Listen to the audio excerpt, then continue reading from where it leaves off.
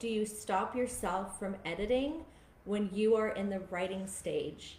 And she mentioned how she has so many ideas and things that she sees she could fix as she's writing.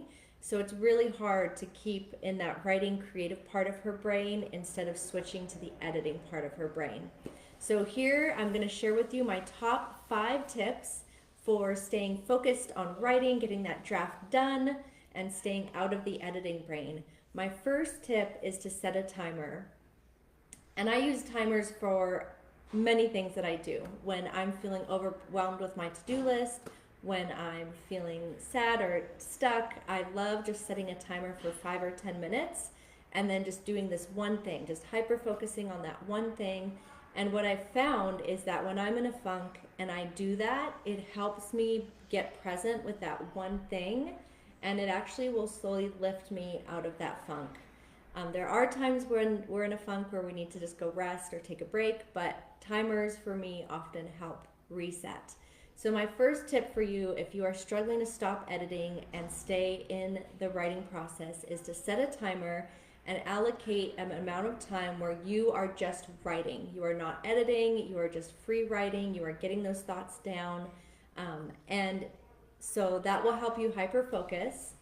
The second thing to do is to embrace imperfection. Part of why we want to keep going into that editing brain is that this is wrong, or I could fix that, or this doesn't quite sound right. And so to actually stay in the writing creative brain space, we need to be okay with imperfection. And my third tip is you can use placeholders.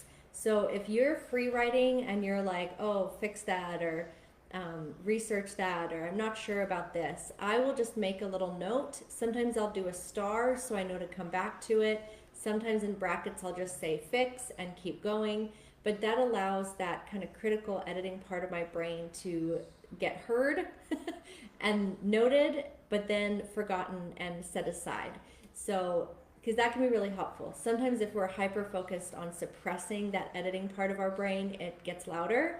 And so if we can just make a little jot in what we're writing, we can always come back.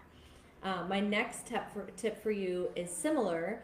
If you don't want to make notes right in what you're writing to stay in the flow, you could also have a notebook.